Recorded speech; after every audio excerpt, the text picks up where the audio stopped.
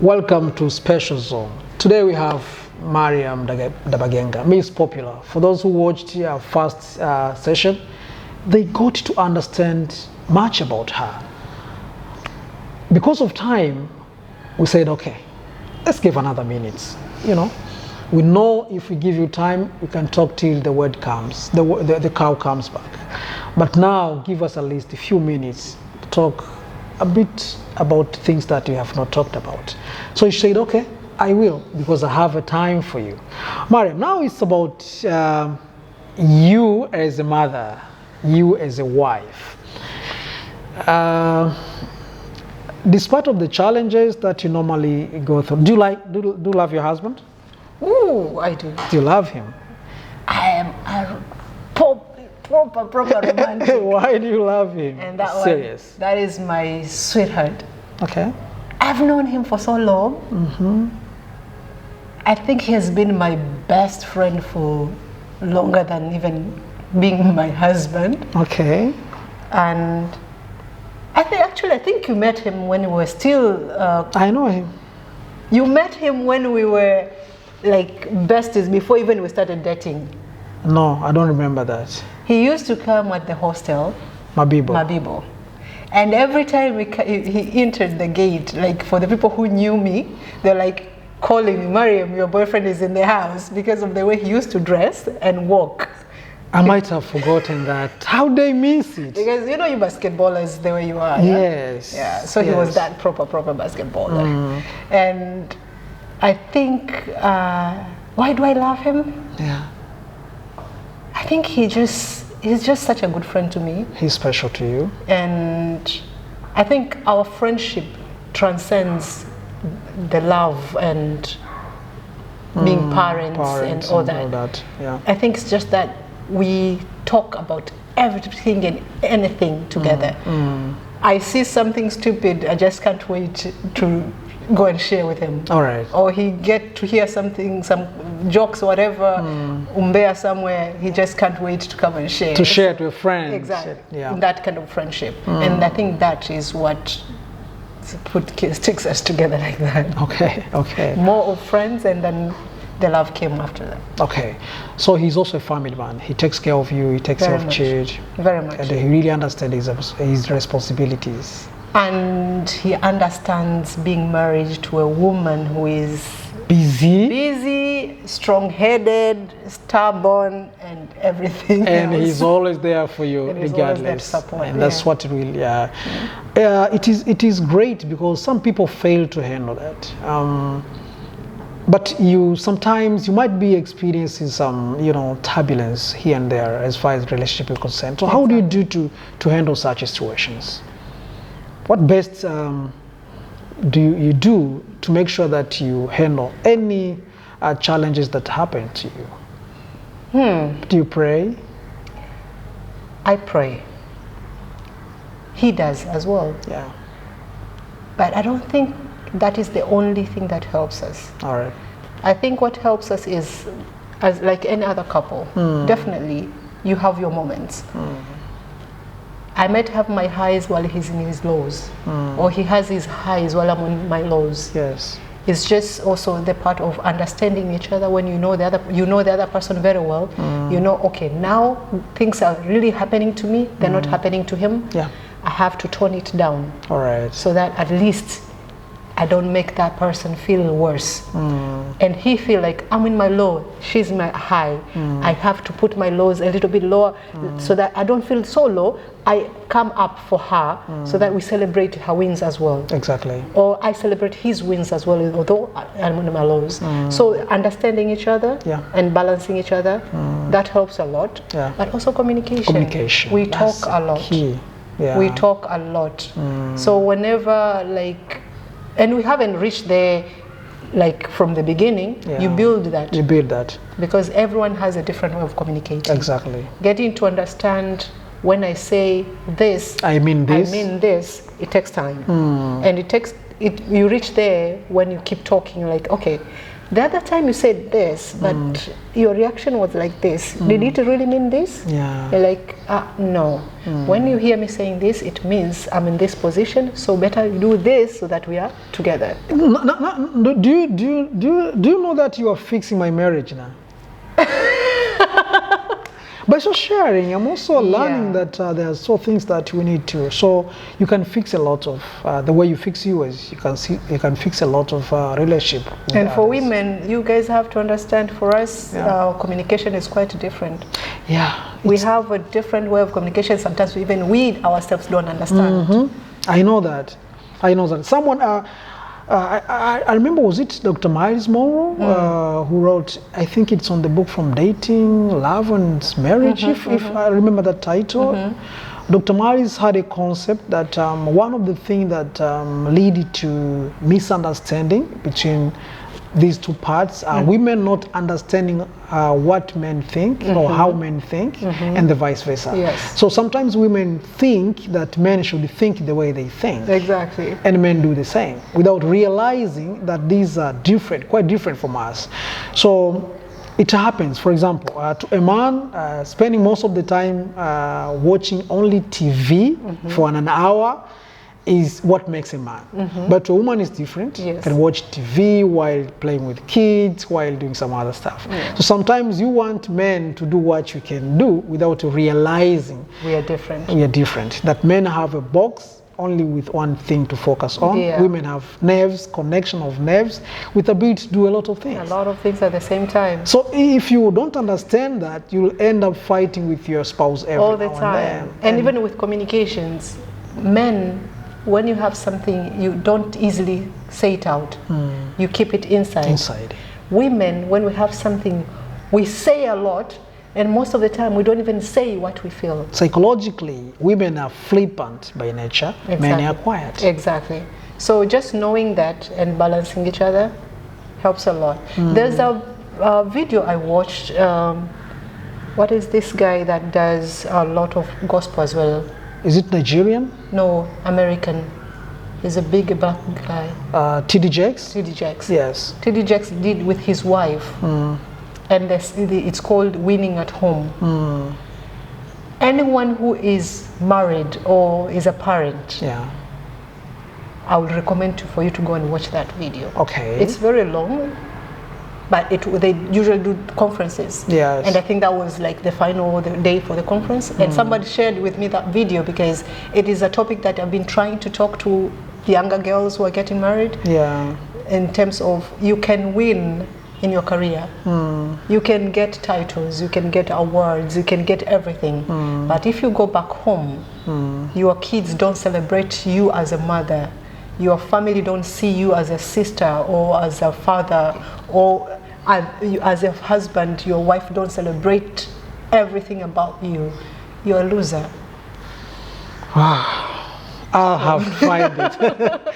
So that video, I think, I would recommend for someone to go and yes, I'll do that. I follow the guy. I have read some of his books, so I understand what he does. Yeah. So I'll definitely go and find it.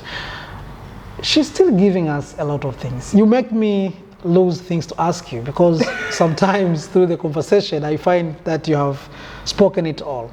However, I still have some few things that I would like to get from you. Serious, and the family would like to, learn from you. Now, out of how you handle relationship with the husband and the children, I know you like traveling a lot, and you travel. And probably husband does the same. So sometimes you find time, not enough for children. And children want you. They want mother. They want to be there. What do you do best to find the time, to probably go out with children, with husband, and have fun? Do you do that? And what specifically do you prefer doing? I believe in quality of time than the quantity of time. Yeah.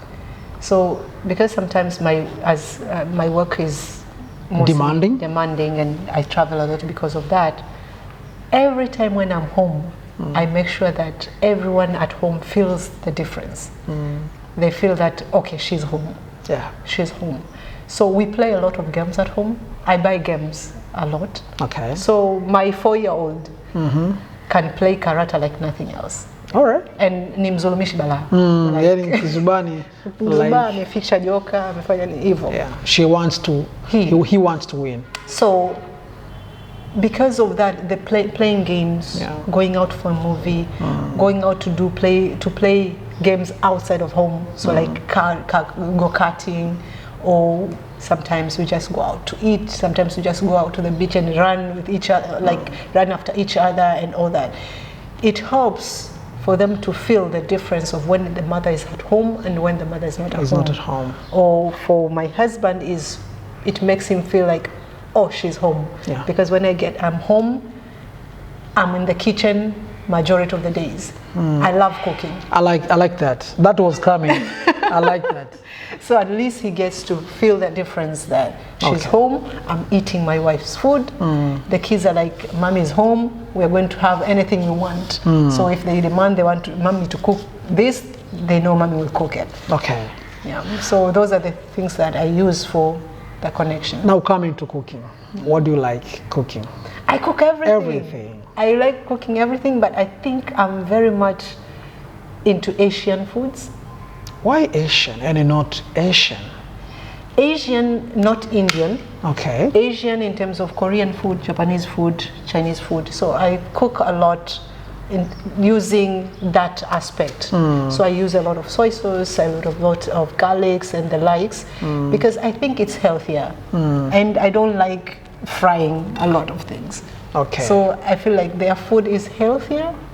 Seafood a lot as well. Okay. I cook a lot of seafood and soups. So when I'm home, it's health. They call it soul food. So it's soul food. Now I know why the husband is always close to you, because they say, and they normally say, if you want to win a husband, you can win him Through the stomach. So that's what you do. Yeah. That's a strategy. That's my strategy right there.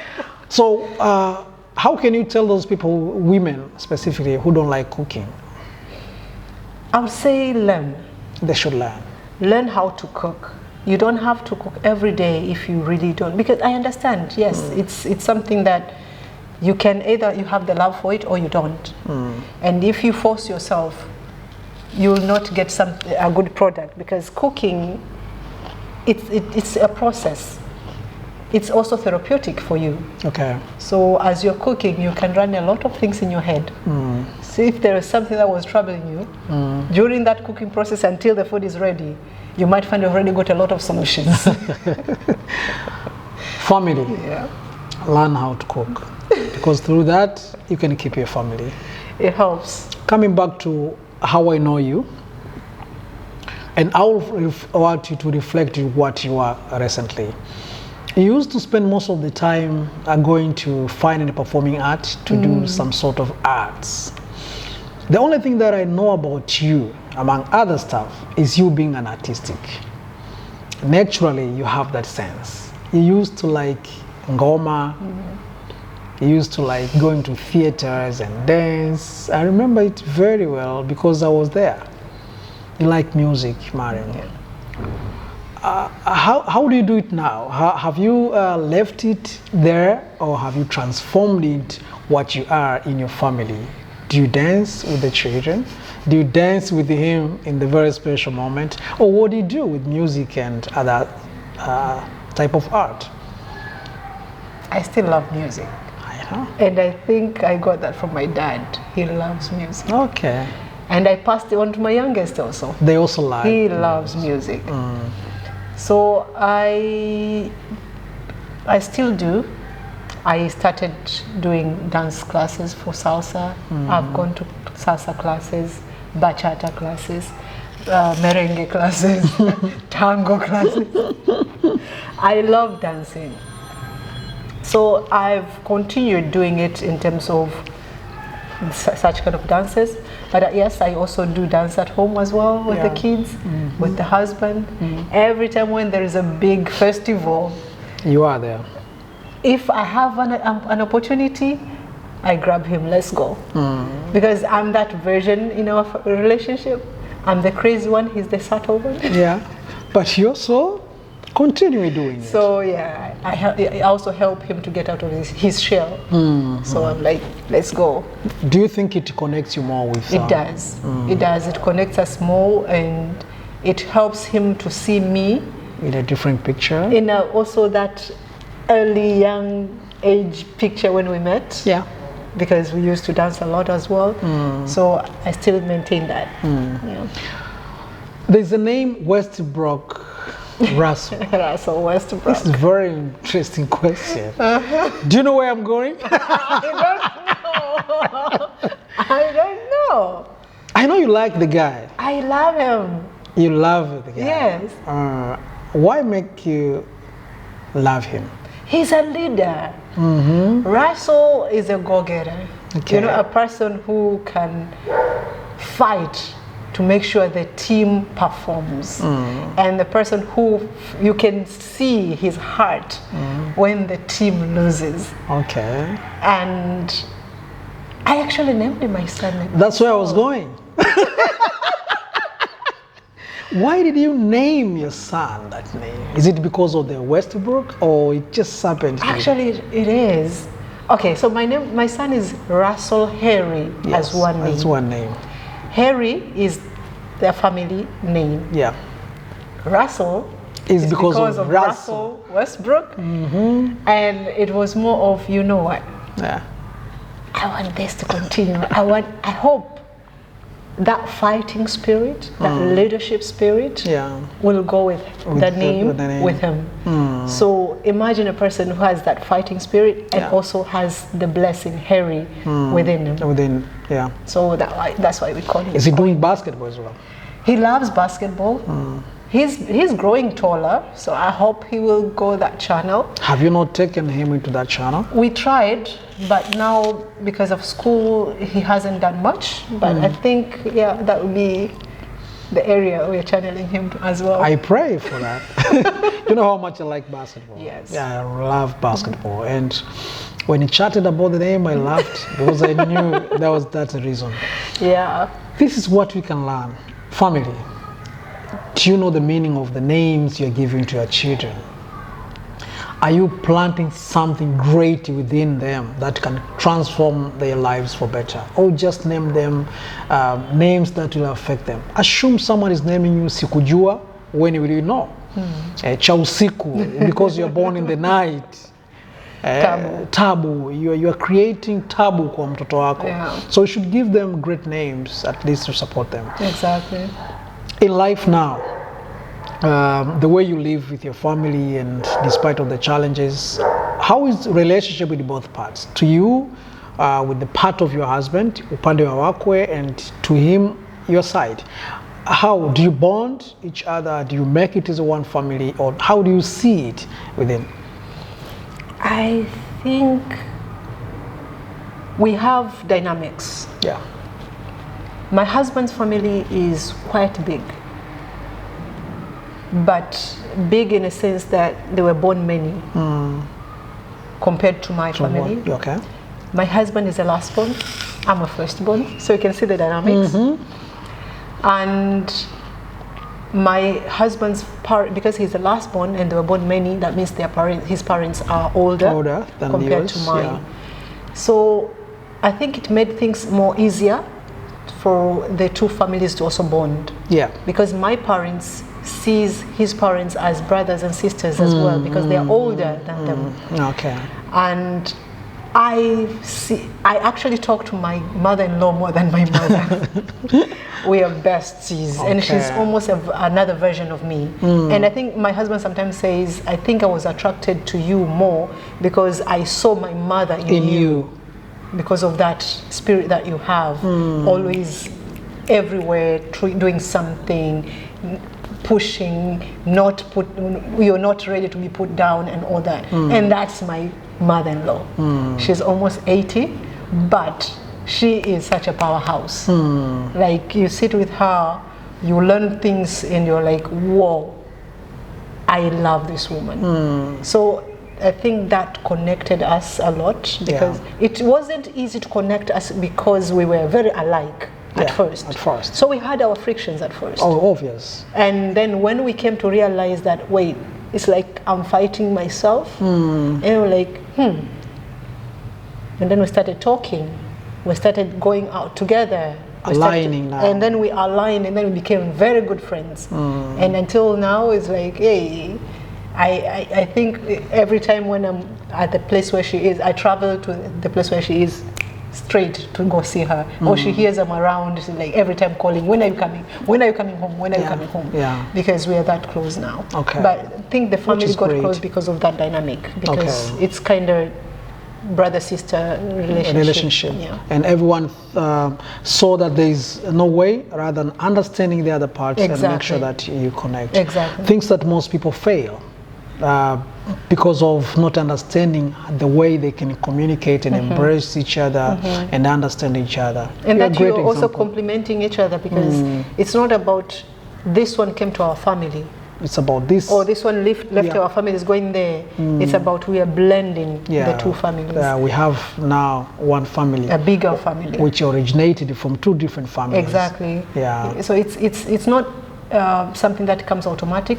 You have to work for it. You have to be intentionally looking forward into making sure these families are together. And it starts with the two of you. Yeah. Because the moment when I say I can't talk to your mother, and you said, oh, okay. Okay. Or your mother said, your wife is so much trouble, and you say, oh, I think my mother is right. Nothing will work. Nothing works. But so it goes both ways. It starts with the two of you to make it work. Yeah. You like traveling. I know that. If we give you one island today for you to travel and go and enjoy, which one will you pick? Just to be alone. Which one will you pick and why? To be alone. Alone. And just find your moment. Go to a specific island, sit there alone, do your things. If it's reading, if it's watching something on your phone, just alone to find yourself. Which island can you pick and why? I think I still prefer Zanzibar. Why Zanzibar? I find it as home still. You know, when you're in Zanzibar, it's like you're still at home. Everyone can still treat you as part of their family. You get to sit down. First of all, you feel safe because you know no one is going to violate you or to steal from you anything. You can sit and you feel safe. You feel peace. You feel at peace. And I think there's something about that island.